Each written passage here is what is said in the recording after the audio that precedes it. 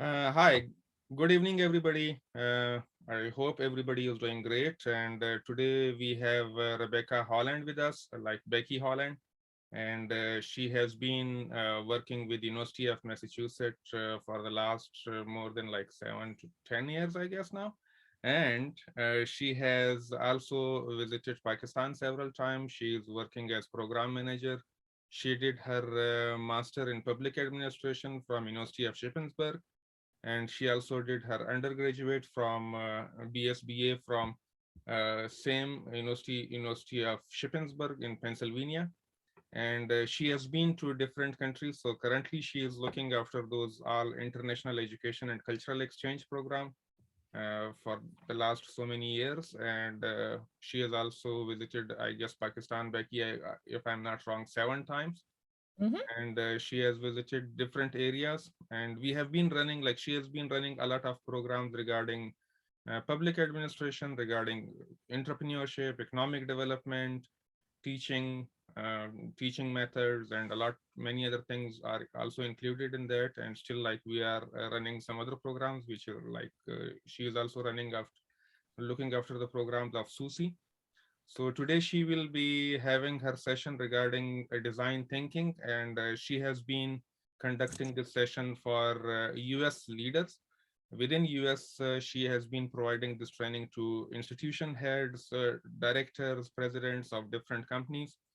So she has been engaged with that, and with the name of leadership program, which is also one program under University of Massachusetts. So she will be having the session. Thank you very much, Becky. And now session is over to you. If I miss anything in the introduction, so you can do that. And then after that, like whenever you think you are going to add some more people into that, so that will be great. Yes, please. Oh, no, that's great. Thank you so much.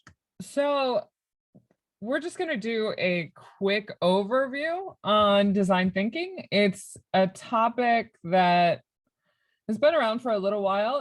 It was kind of big buzzwords a little while ago. But it's just a kind of a way of thinking about problem solving. And I think most of us face different challenges through our daily life that maybe we're not the ones in control of how the solution comes apart, but then other people are faced with the same with ourselves. And so I think it's a way to think introspectively about problem solving. And so these are trainings you could have week-long every day, 2 weeks intensive training. And this is not that. What we're going to do is just do an overview. We're going to, if the slides work, okay, there Yes. we go. So we're going to discuss like the types of problems. So there are like engineering problems, and then there are kind of messy problems. Design thinking is great for messy problems. Engineering problems, you want, like if Arbab was talking earlier about science, you want to use your science principles for these things. We'll talk about the various steps. It's an iterative process and how they can be used. We're going to talk about a few different tools for each of the different steps. And we'll talk about ways to identify opportunities for innovation. I'm not a big proponent of innovating for innovation's sake, but I think if we're constantly revisiting challenges and problems and processes, it gives us the opportunity to adapt as we need to. So that's what we,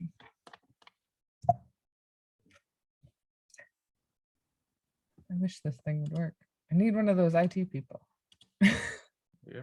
So design thinking by definition is an iterative process used to understand the user, the end user, challenge assumptions and redefine problems to identify strategies and solutions that meet the needs of the user. So there's dozens of different models out there that basically say the same thing. I love this double diamond model because of it's very visual. You can see when you're your thinking is divergent and when it's convergent. And it breaks the process down into two main steps. And it asks the question, are you solving the right problem? Which a lot of the time you might not be. We enter most situations with assumptions already formed. And, you know, that's how we've made it to adulthood. But it's something where it's always good to confirm that you're solving the right problem, and then you're solving the problem right. So in the correct way. And so the different steps are empathize, define, ideate, prototype, and test. Some models will show this out as 5 different steps, but I think this graphic makes the process easy to understand. So some of the basics, if you walk away knowing to look for and understand these things, I'll feel like I've done a good job today. You want to learn from people, talk to people, listen to what they have to say, watch people, not in a creepy way though. You have so many opportunities on a daily basis to learn from others and their perspective. Find patterns. If you can identify this same problem keeps happening this way, it helps you to understand what the overall picture is better. You know, design principles. So basically not skipping around, going through the full process. And a lot of us are, I'm going to say shy, but some of it's arrogance, some of it is uncertainty, but making prototypes and testing, it's so important because failure is good. Failure gives you a wonderful opportunity to learn and test and then be able to adapt and move forward knowing that you're going in the right direction. And so being able to, whether it's drawing out a process on a piece of paper or, you know, cutting something out of cardboard, those are things as adults we often don't do, but really help in expressing the way that you understand a problem and getting your brain to like actually think differently. And so the next step is, well, the next principle is iterate relentlessly. Always be revisiting the process because things change. You might have more insight, people change. You know, if you look at technology 5 years ago and where we are now, you know, if you just stop in what you're doing, you're not going to make it. You can't just be done. It's never done. And that should, it sounds daunting, but it should actually be freeing because then you're never stuck.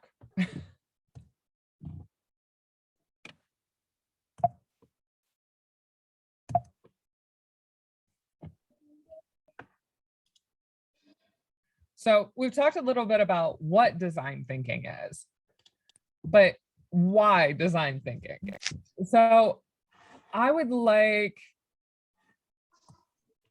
to take just a minute and maybe, I think there's many more people on the call now, but if somebody would be, if a couple of people would be willing to think about maybe some different problems that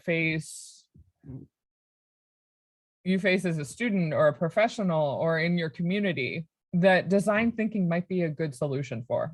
A lot of the time, I often think about the purchasing process through the University of Massachusetts. It's kind of a boring thing, but each step makes sense. But when you put all of these steps together, the end user has a really burdensome, absolutely terrible experience trying to buy paper clips it's really challenging. And I wish that the administration would use design thinking to try to redesign this process so that it would be more efficient. So now that there's many people here, I would love to meet anybody that can come on, introduce themselves, and maybe give an example of a challenge that design thinking might be able to help with. The other thing is if you're able to have your video on, if you have low connectivity, or it's just nice, it's easier to have a session where you see faces. I can tell if my jokes are funny or not. Yeah, it will be helpful if you guys can also on your video if you are comfortable with that. And next, please introduce yourself, and then please share your problem, that what problem you are going to address with the design thinking. And Well, anybody can take initiative, and please also put that one in the chat also if your connectivity is very low. I totally am, given the nature of this session, I support you pawning this off on somebody else. You don't have to solve this problem, but maybe it's a problem that should be solved using design thinking. It might make the discussion easier and sometimes funny.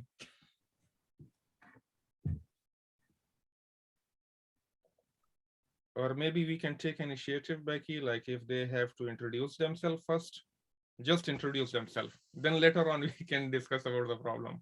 Because right now they all are quiet, that who will take the first step. Well, sure. The other thing is, would you want to go through the list? Nazia. Okay. Nazia is there.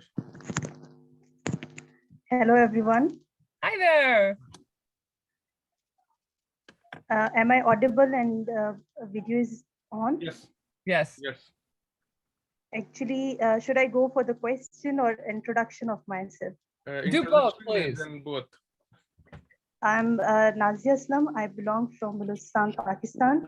I belong from district Panjgur, district in Balochistan.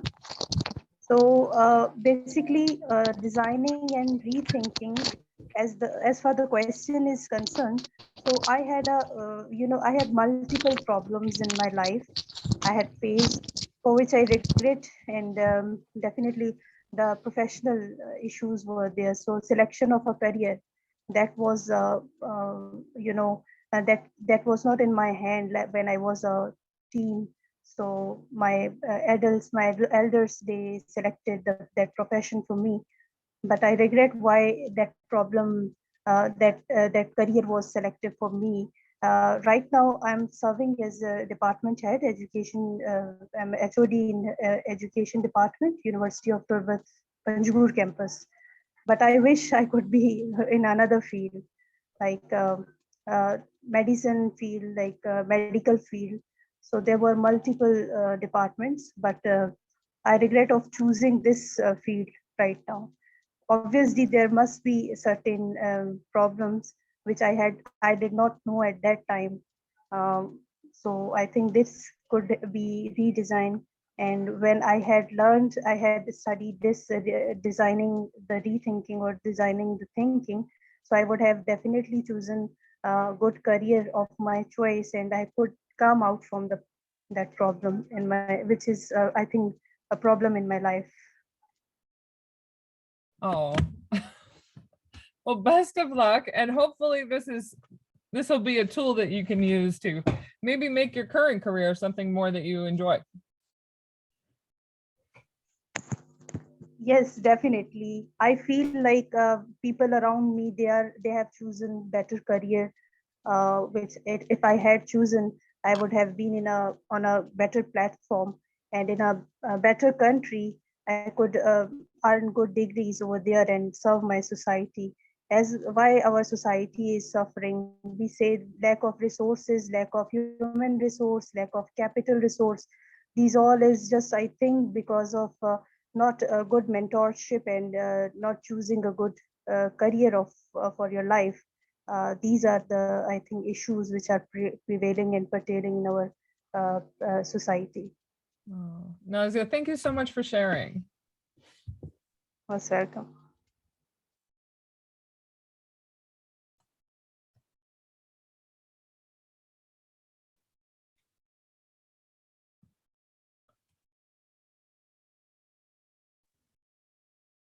Next is Becky, Muzaffar, Hussain. Wonderful.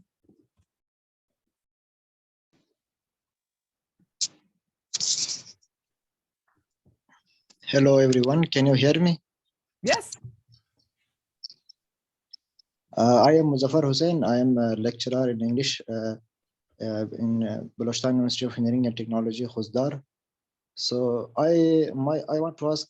I'm sharing my problem that currently I face is that I have some research papers, but I am not able to publish them in a recognized or a international journal because of some issues that I'm facing.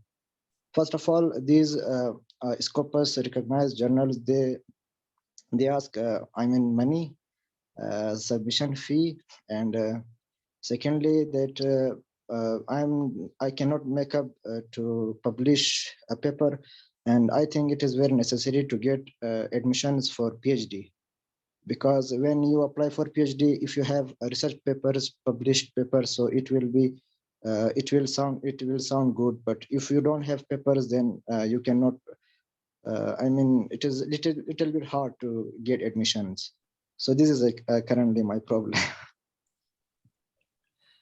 Wonderful. Thank you so much for sharing. I Thank hope you this so much. helps.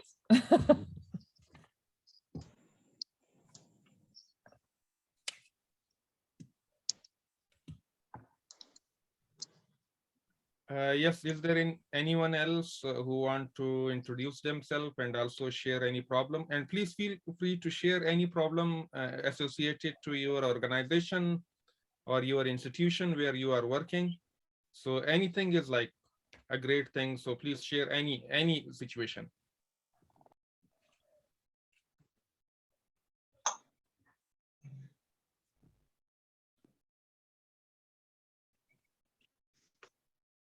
Yes, Khalil.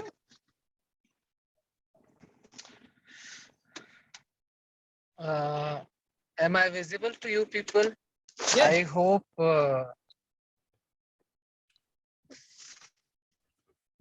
Can you hear me? Yes. Okay, I'm a lecturer at the Department of Management Sciences, and basically I'm from the University of Lorelei. I'm the focal person at my university, looking after all these interactive sessions with you guys.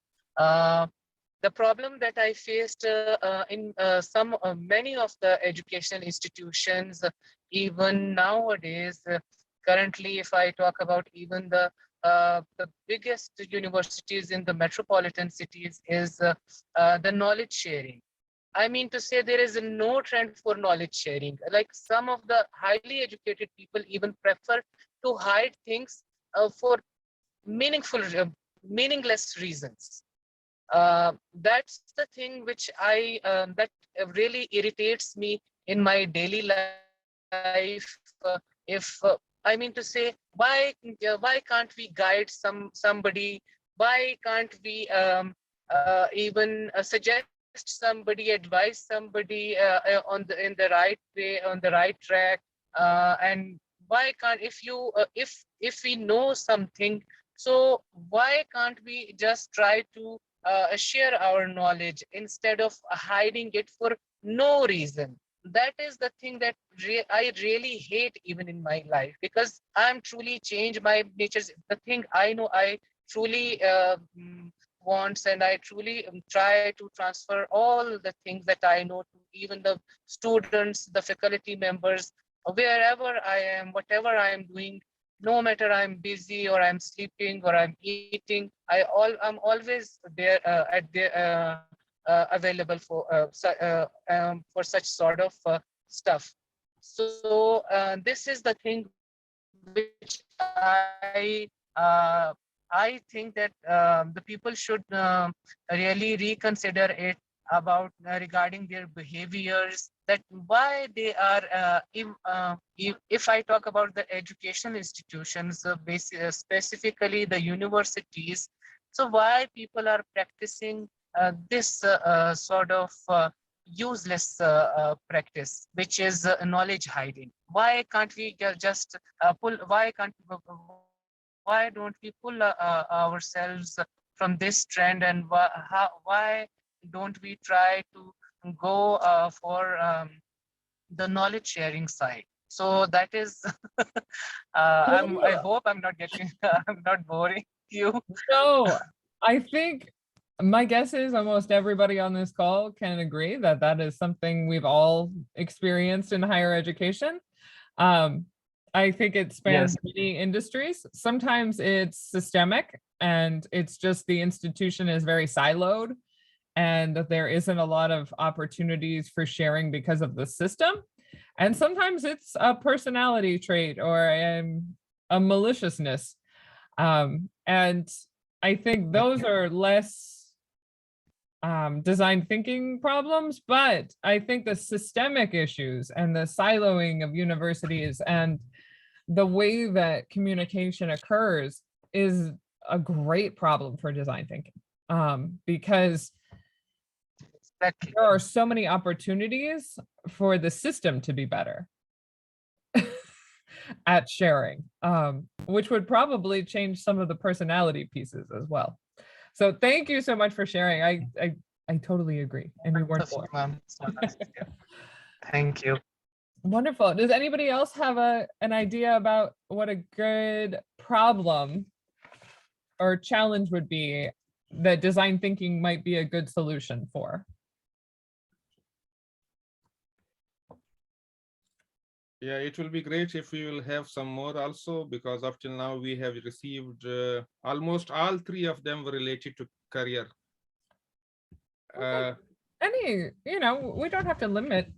Yes, fine. I think Dr. Samad? Dr. Samad.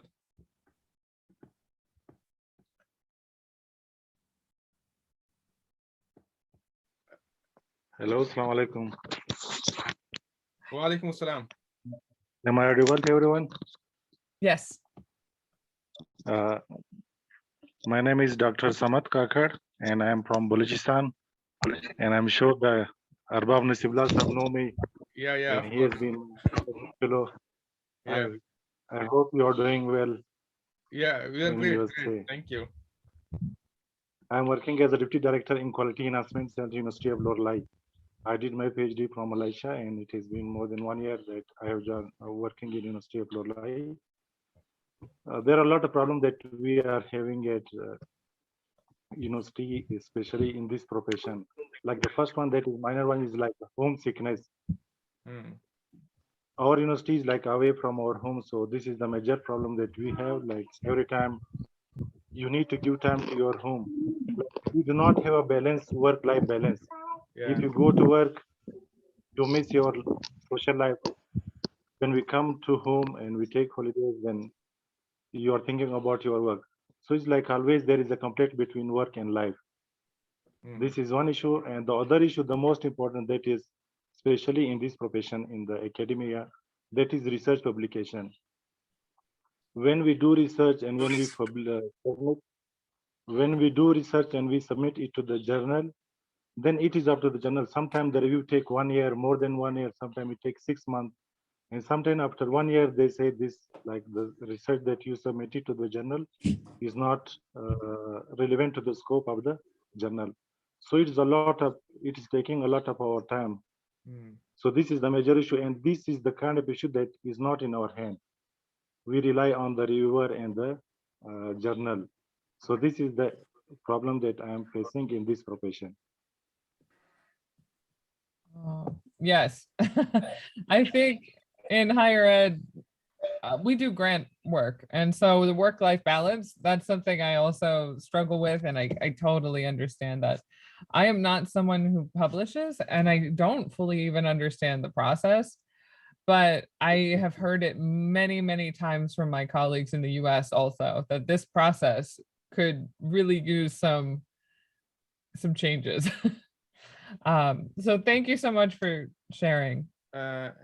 And Becky, there is one more also from Muzaffar Hussain, and he is also sharing like regarding youth and regarding students. So mostly students are not focused on getting the extensive knowledge. They are not interested to explore more. They are not like research based. They are not going for like detailed orientation of books and knowledge. They are mostly just interested to go for exams, just pick out like what are the important points and some important notes, and after that they will skip the entire process. So according to Muzaffar Hussain, this is also like a kind of big problem, that when they are just getting like objective knowledge, not like extensive knowledge and subjective knowledge for that. So that is Absolutely. like kind of a big problem, which he has discussed. And Nazia Aslam has also put in the chat when Khalil was talking. I think she said it is regarding career counseling and plus like knowledge sharing. I think still we have two virtual hands being raised here, Khalil and Dr. Samad Kakar. Do you guys want to share something else also?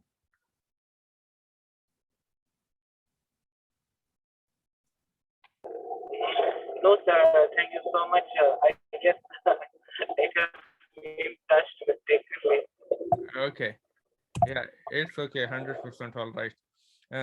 Yes, Becky, it's again over to you. In case if anything will pop up in the chat box, I will share it with you.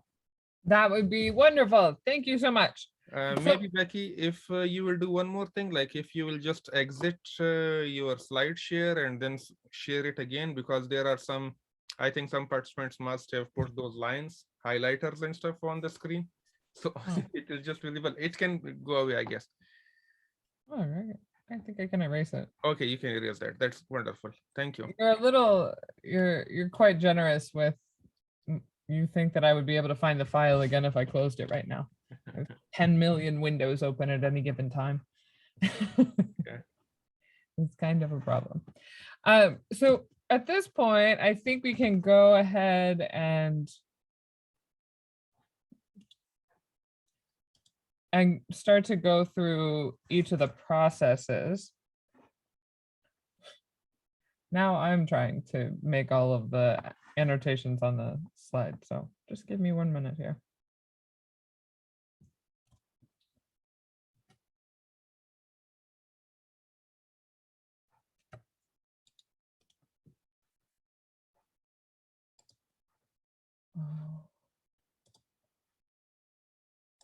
Okay, wonderful. So the first step that we'll talk about is empathize. And so this is our first divergent in the double diamond, solving the right problem section. And so empathizing is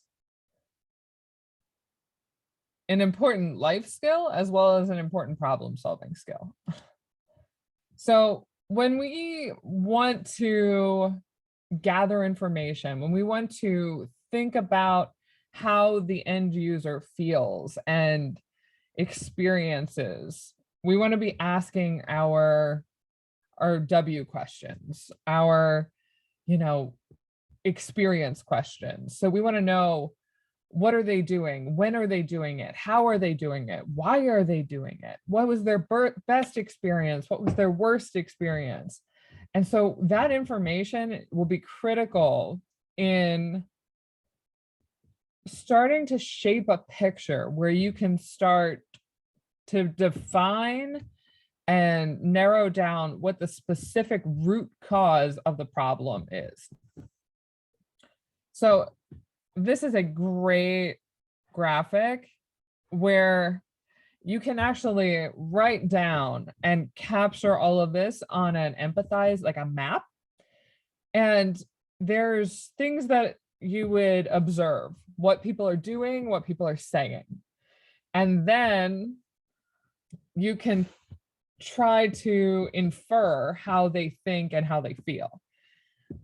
All of these, this is a great graphic. If you have a class or a committee where you're working, you can basically post this up on the whiteboard or the blackboard. You can put Post-it notes and tape paper into these different areas, and it'll shape the way that you start to think.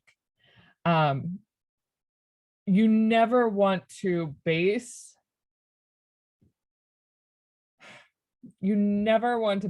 your next steps on only one of these quadrants. You want to be using them all collectively, and as much firsthand understanding as you can get, the better. And now that depends on the various stakeholders, the various people in any given process, you know, and the power structure between you and them, what they're willing to share. So that's why some things must be inferred, even if you are able to talk to people. So you want to look at the total picture of somebody else's experience. We often talk about walking a mile in another person's shoes. Arbab, is there a similar? I think you've referenced a similar, it's just like an old proverb. But that is so important in solving a problem. And I think we can all agree that we wish people that are in these roles in various processes and systems in our own life would think about the way we experience them when they're designing them. So we can do the same thing for others. So this is another kind of a more intense tool that really maps out the full process from start to finish for basically anything. So if you wanted to set up a bank account, and you would look at, you know, your who and your what, but then all the little activities needed. So do you have the proper identification? Do you go into the bank branch? Do you try to set something up online? Good luck. Is there an IT specialist involved? So all of these high level tasks, and then each step, you know, do you have to wait in line? Do you have to call the right person over? Are there certain hours that are available? And so you go through each step and then each experience, you know, how, you know, was there a waiting room? Were there seats available? You know, was it a long line that people were standing in for a long, like for hours? You know, where do people, then the uncertainty is involved. You know, if you are going through this the first time, and oftentimes as experts or teachers or, you know, people that are heads of departments, you know, we don't always think about what our students, what our junior faculty, what people that might not have gone through these processes or might be new, what's uncertain for them. Because the way you feel when you have uncertainty, you don't know what that next step is. Somebody has to guide you through. And so if you know all of those things up front, sometimes that's helpful. Sometimes that's harmful. You know, if it's a dental procedure, I don't want to know what the next step is. But, you know, these uncertainties, being able to mark that down, and sometimes strategically it's good.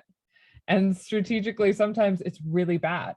There's people that have designed hospital settings in the US where design thinking was used for a lot of really big name hospitals. And it actually took the perspective of a patient who was going through the emergency room, and the color of, they painted a ring around the ceiling, like the top couple of, like the top meter of the room was a different color for each of the different wings, that a person could know that they were changing.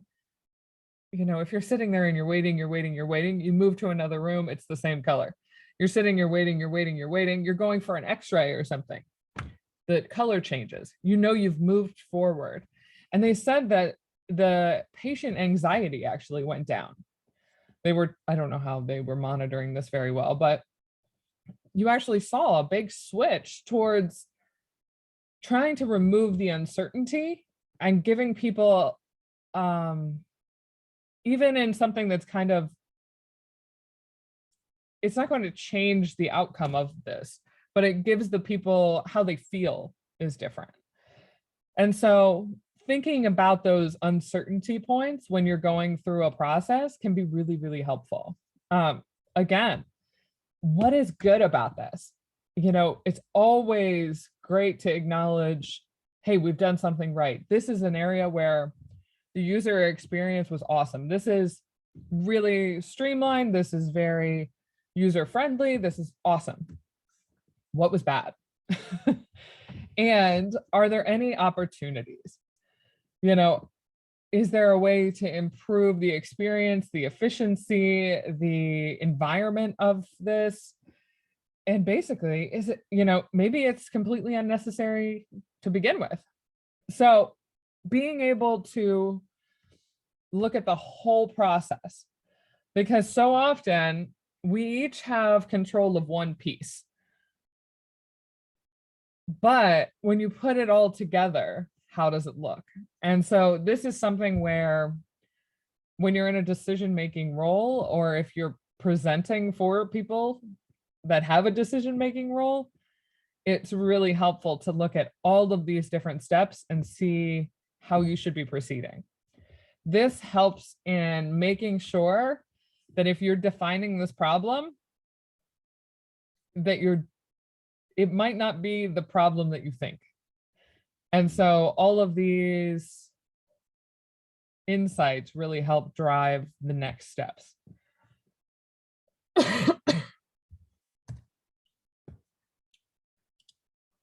So yes, there's all these opportunities for fancy charts, but so often a couple of Post-it notes going through, it gives you a chance to move things around. It doesn't have to be pretty. It just has to function. A lot of design thinking is based on doing things quickly and cheaply, which I think most people in management or people that are working with budgets, they can appreciate this. It's a good way to get buy-in. So the next step is define. And so at this point, we've taken all of these insights that we've gathered and we want to converge on them a little bit. We want to make a problem statement that you'll keep revisiting, and you want to make sure that it's user-centered. It's kind of like this whole process is really designed to make sure that you are thinking about the user experience, not the provider experience. And I think that's something that we would say it keeps you honest. That's the most important part when you keep coming back to this is, hey, what is the user experience? You know, how can we keep remembering what we're doing is for another person or another group? And I think that that's why this is such an important process. So we want the problem statement to be broad enough that it gives you and your team an opportunity to be creative. You know, we don't want it to be super small where basically your solution's already woven into your problem statement. That's something you really want to avoid. But you want it to be narrow enough that it's not like, hey, we're going to solve world hunger. I mean, that's great, but maybe you would want to apply some constraints like, hey, we want to help with food insecurity in one district or one community. And then go from there. So, or again, the process actually has a lot to do with organizing and going through all of these steps. And so simple, who is your user? Who are the various stakeholders that are Are they students? Are they parents? Are they, what understanding this user and then demonstrating that you understand what the need is based off of the insights that you've collected. And so at this point, like you could, and that's the thing is like working together. This is a great collaborative exercise if you have a committee or a team that you're working with, because the more people you have, the more perspectives you have on these problems, these challenges, that you might actually end up in some heated discussions about this part. It might be so obvious to you and so different and still obvious to the next person. So being able to say, hey, this is the user. We're going to talk about faculty need better opportunities for research publication because it leads to professional development that is critical for advancing degree status. You could see that you could do this little, it's kind of childish, but it's simple, but it gets to the point. So at this point, before we start with the next diamond, why don't we take a 5-minute break? Is that okay?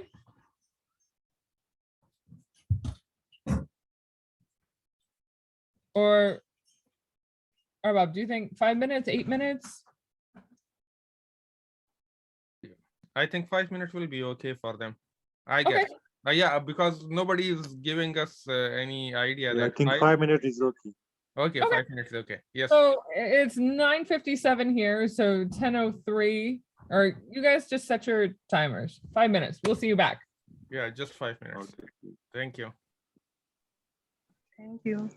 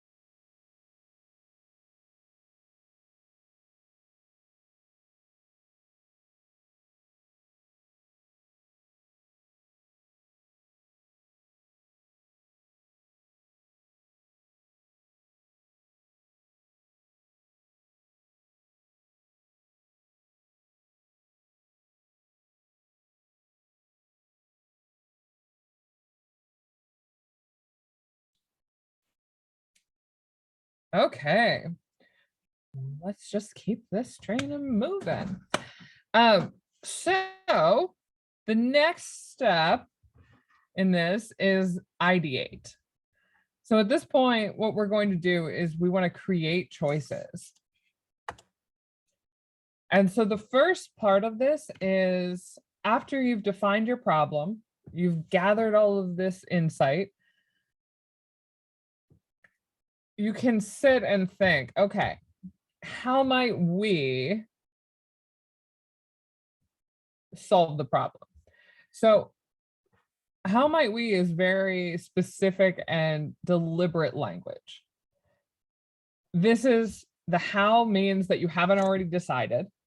You shouldn't be skipping around the process. We all want to skip to the end usually. That's that's kind of how it goes. But we want to resist the urge and realize that we don't have the answer yet. Using the word might.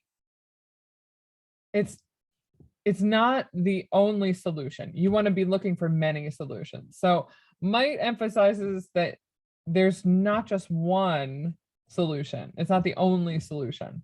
There might be many solutions. There might be this option. There might be that option. And so being able to be open through the whole process is going to be really helpful. And then we brings the fact that it's a collaborative effort. So when you're in the ideate phase, it's really great to start first thing. So how might we, bringing this up with your team, being able to address it together, I think is really helpful. So at this point, we're going to diverge. We're going to create choices, and then we'll make choices. It's a very visual process. So at this point, you don't want to limit yourself too much. You have your initial constraints, but it's not about saying something that's crazy where if you start bringing, you want to use a space machine or some, I don't know, what else is a crazy idea? Anything that you want. It's not that that is the good solution, but it might give somebody else the opportunity to build off that in a way that might be more attainable. So putting all sorts of ideas out, no matter how silly or absurd it might seem, it's not about that idea being the solution. It's about that opening and broadening people's minds and perspectives and getting the wheels turning in your brain. So at this point, you want a lot of solutions. You want crazy solutions. Nothing is too crazy at this point, because you're not making the final selection to proceed with. So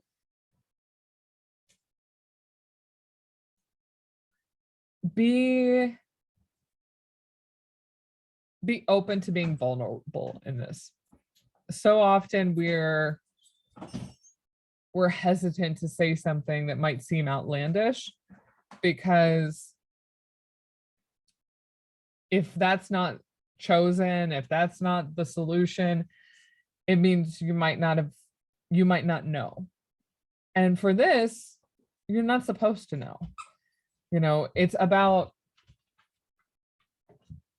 providing an opportunity to innovate and to do something that will really improve and solve the problems of the end user. So check your pride, your ego at the door. You don't need any of that for the ideate phase. And so for some brainstorming tips, and part of this is really like just collaborative group management, is make sure that your problem statement's defined, set a time limit.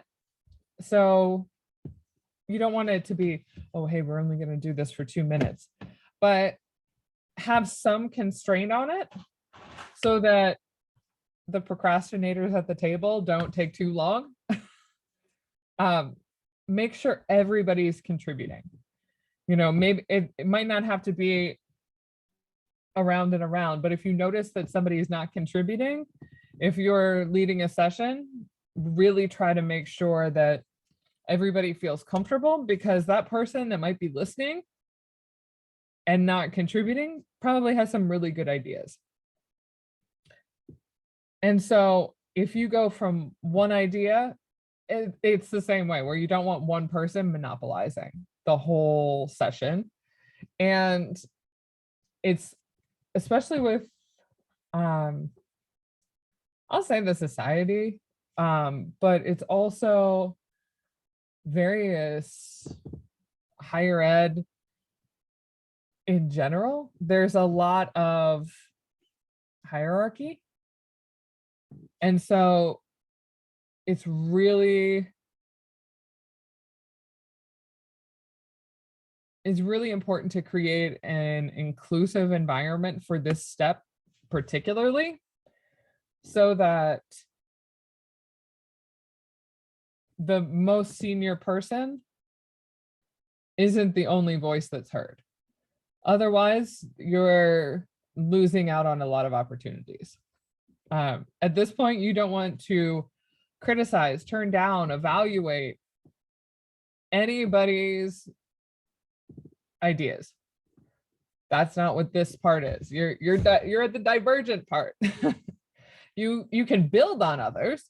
Say, oh, okay, well, what about this? You know, like you can take it and pivot, or you can stack on top, all sorts of things. But be imaginative, creative, outlandish, and write things down. You know, these are sessions where it's awesome if you want to have some tea, you have some cookies, like biscuits, like make it an environment that's enjoyable, because you're going to get better ideas, better quality responses if people are relaxed and thinking and enjoying. Like, be able to laugh at this point. And sometimes just throwing an idea out there to get a laugh can loosen people up. It really helps. I know that's not always, in a time where we have trouble with work-life balance and everybody's so busy, it seems frivolous, but it will pay off in the end. So a few approaches to these ideas are just tweaking the way that you think about the problem. So there's inversion, where you turn the common practice, what's currently happening, upside down. You literally flip it. So what if this was going this direction instead of this was going this direction? You know, basically like a flipped classroom model, where your students basically are running the class, asking questions because they've done the pre-reading before. You know, this is an example. Integration, and it's about talking to your colleagues. It's the same issue we have with siloing. It's trying to break that down. And so what are other departments? What are other universities? What are other institutes doing with the same problem? And so then extension is just an expanding services. You know, I'm sure we've all seen things creep towards that, and sometimes it's helpful, sometimes it's not, but it's always, from a business perspective, it's really important to look at the next opportunity. So differentiation, it's breaking everything into the different steps, but where do you differentiate from your competitors? Where do you differentiate from industry norms? And looking at those as different opportunities. So extension and addition, they're kind of similar. Taking something out, making something more streamlined, you know, translating a process that works in one field into another. Same thing with grafting. Exaggeration is, you know, pushing it to the extreme, but These are all different ways of, hey, if you're kind of stuck, they might be a way to slightly change your perspective on the challenge. And so if you're not in that headspace, if you're not thinking creatively, they're just kind of tips that can maybe like that switch flips and then you're on to something. So they're just interesting ways to look at things. So after you've collected all of these ideas, you're using an affinity diagram as a way to organize things around common themes, parts of the process, user experience, all of these. That's why we love Post-it notes, because they're a great, I promise it's not like an advert for Post-it notes here, but it's a great way to be able to move your ideas to different sections so that you can organize your thoughts. So a lot of the time I'll set it out on the table, or we'll use a wall, and then you can snap pictures.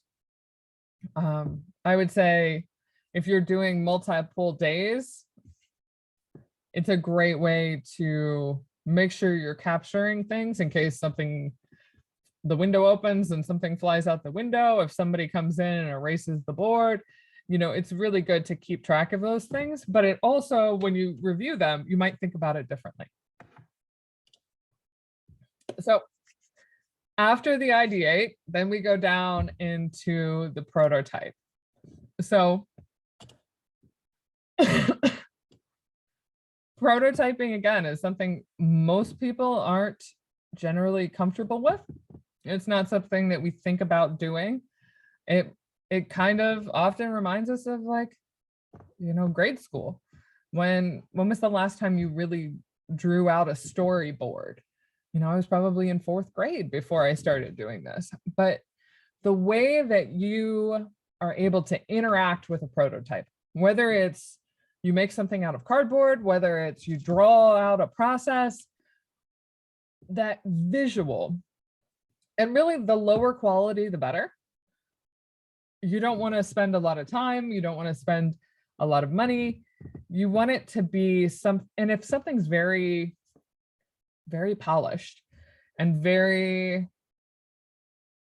final looking, you're not going to be able to get the same insight, because people are going to be a little bit more guarded on the feedback that they can give you because it looks done. You want something that people are able to feel comfortable making changes with, making suggestions. You want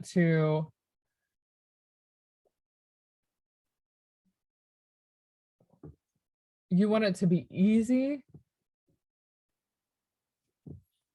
to experience. I would say that's the best way to put it. And you also want to fail fast. That's hard. None of us are programmed typically to enjoy failure. But this is something where the faster, the less time it takes, the sooner you can move on to the next thing. And when you don't feel that there's an end, that it's constant, like this infinity sign, that helps. So identify one of your prototype solutions. Could be 2. You could have comparisons, but at least one. Sketch it out, create a diagram of some sort. You want to be able to communicate the idea, because as much as you talk about it with your team, until there's something physical, you might be thinking about it slightly differently. And so I think that's a really important part, even though it's sometimes looked over. And so at that point, you want to be able to test, whether it is if you're working on a web platform, like a Moodle, you want to be able to test it. You want to get feedback. you want to have a test group for this. If you're talking about a committee or a new process, you know, is there a way to roll out a limited experience? And if not, you have to go with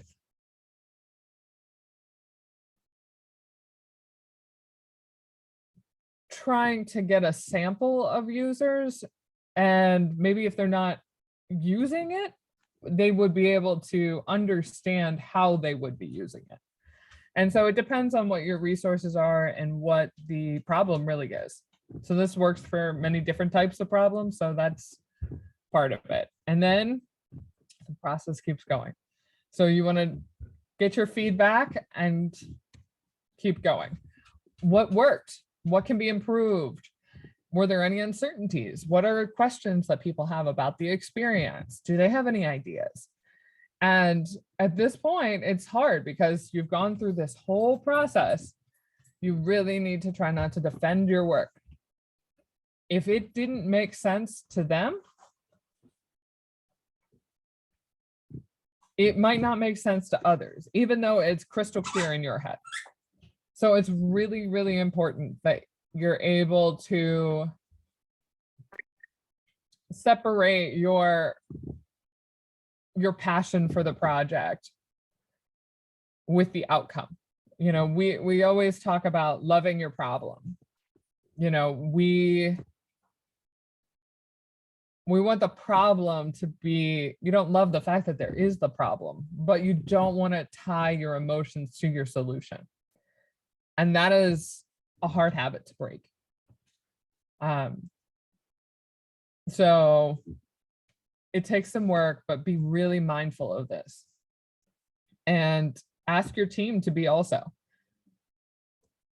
So we've gone through the whole process. Does anybody have any questions? I can send some really good resources to Bilal. Some videos. There's a lot on the internet about design thinking. Stanford D School has published a lot of really interesting tools, and they have some really cool videos that I can share. But if you guys have any questions that I can try to address or how you can implement the process, I'd be happy to address them.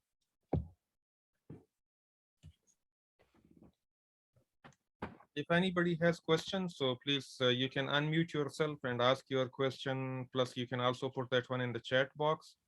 And as Becky mentioned, that Becky will also share some resources with you guys. So if you are faculty member or head of department or looking after one section of your university, so you can practice that one with your colleagues, with your own employees. And if you are a student and you are having your own startups and stuff like that, so design thinking works everywhere. Yeah. And it's a great tool also. And I think even if you're not the one implementing it, advocating for this type of process in your organization will help everyone. Because once you see how it works and once you do it a little bit, you understand that, like, yeah, okay, this is a healthier way to think about problems a lot of the time. Yeah. Nazia? Yes, Becky. Actually, what was coming on my mind, like professional development courses. So can this concept of design thinking be implemented in professional development, as we have a lot of contents over there? So will it work? Yeah. So do you mean, should design thinking be part of professional development, or how could design thinking be used to improve professional development? Both work. Exactly. Exactly, because as professionals, we if we are to overcome with the problem, so we will definitely think to design thinking. So it will work because as in my department, if I am training certain teachers, so whoever are having or facing different sort of problems, if they are gathered and that is also a part of professional development, because in aspect of communication, in aspect of their languages, everything counts there. So obviously there becomes multiple problems, and the way design thinking is mentioned over here in slides, I think if we could get more content and resources and books or journals regarding this topic, we can come towards different solutions of the problem. Absolutely. And I think if there's interest, even at a departmental level, of including, you know, some design thinking training for people, it sends a message that the organization is willing to approach problems in this new way. And so it doesn't have to be a specific initiative at the beginning, but being able to kind of put it out there as, hey, this is an interesting way that we think we can solve some challenges in the future. And so then when a problem arises, or if a new process is being questioned or starting, you know, hey, we can use this tool that we've discussed. You know, if you don't have, it's hard to implement design thinking from a grassroots level. So if you don't have departmental support, if you don't have university support, depending on the level of the problem, it's hard. It doesn't mean that it's not worth doing, but it can be discouraging, because a lot of the time the people that are making those decisions have to be open to reinventing a solution. And if there's not that buy-in from the various stakeholders, that's a problem. So if there's any way to normalize it, create a culture where this is something that's accepted, it'll help in the long run. So I think that's a great idea. Yeah, like normally it has been also implemented by HRD, like Human Resource Development section, in a lot of organizations. Whenever they are trying to do like actual need assessment, so they do come to this design thinking also, like where they see that user-centered approach, and they see like what they are facing, the problems, like although a lot of money is being invested, like human capital development and stuff like that, but still it needs improvement. So you are right, like this model can be implemented very well.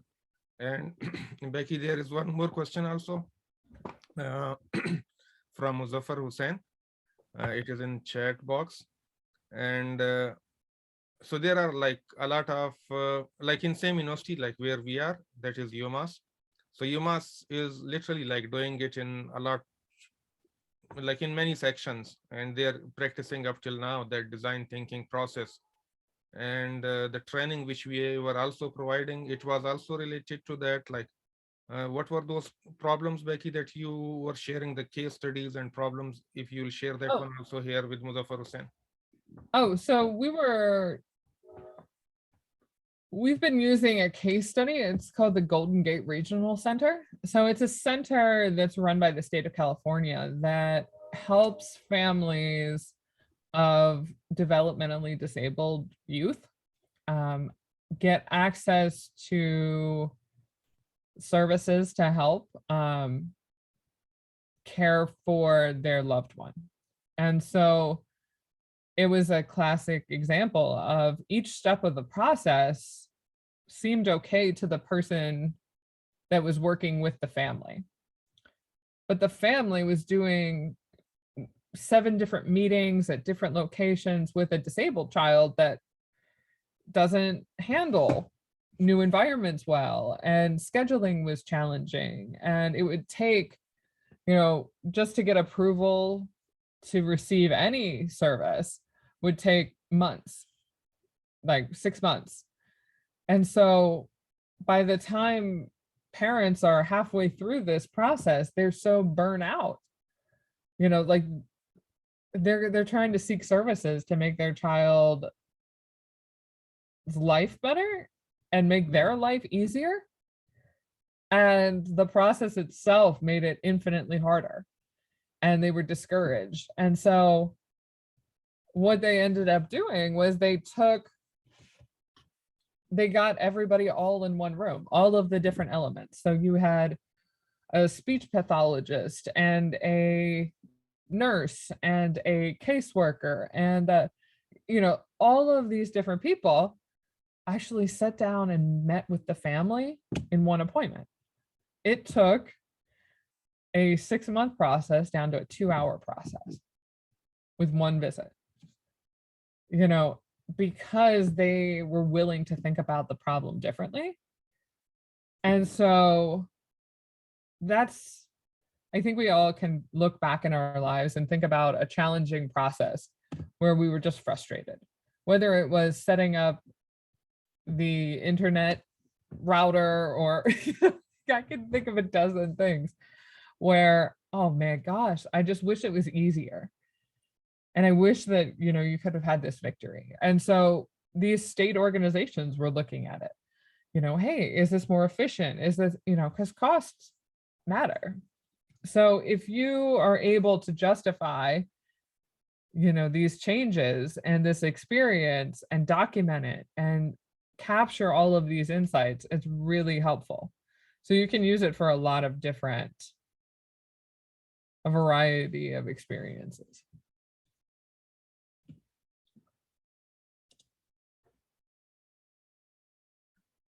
Do you have any other question? Or you cannot see any question in the chat box, or? I can also share some other, there's like the pill pack. So it's a way of handling prescription medicines. There's a sanitation service. I have one article that has like 8 different examples of that design thinking was used in a practical experience that I think would be a really great reading material.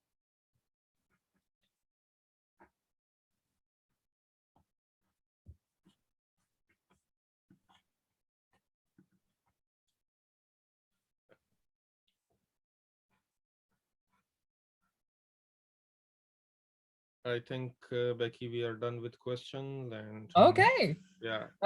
That's. Or it may be like dinner time in Pakistan. I don't know if it is something like 8:30. 8:30. Yeah. It's 8:30.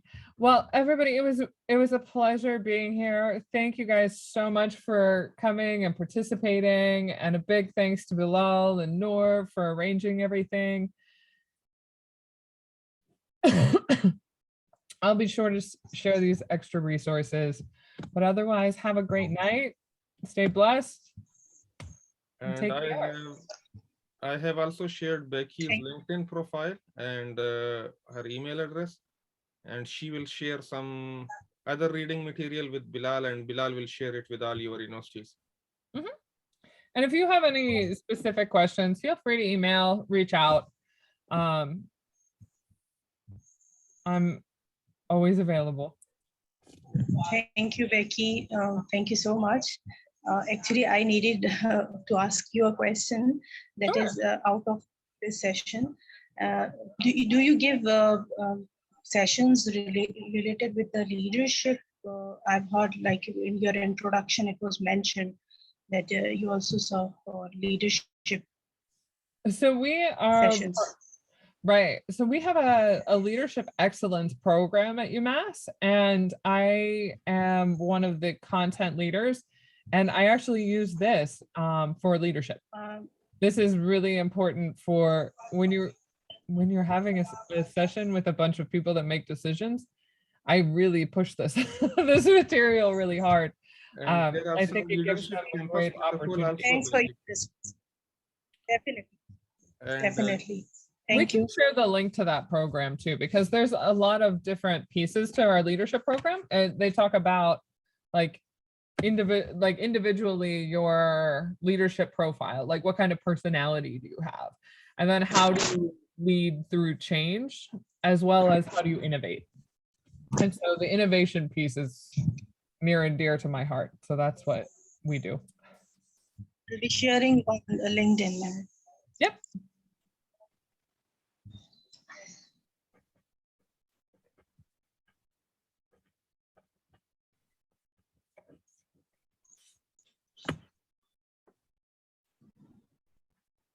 I hope all is set, I guess. Yeah. Yeah. Thank you very much, everybody, and thanks for your time. And we are sorry it is like time difference of both countries like US and Pakistan, but we are really pleased that all those who just made up, and we'll also share the recording links, those who have missed the session or anything, so they can just watch that. Wonderful.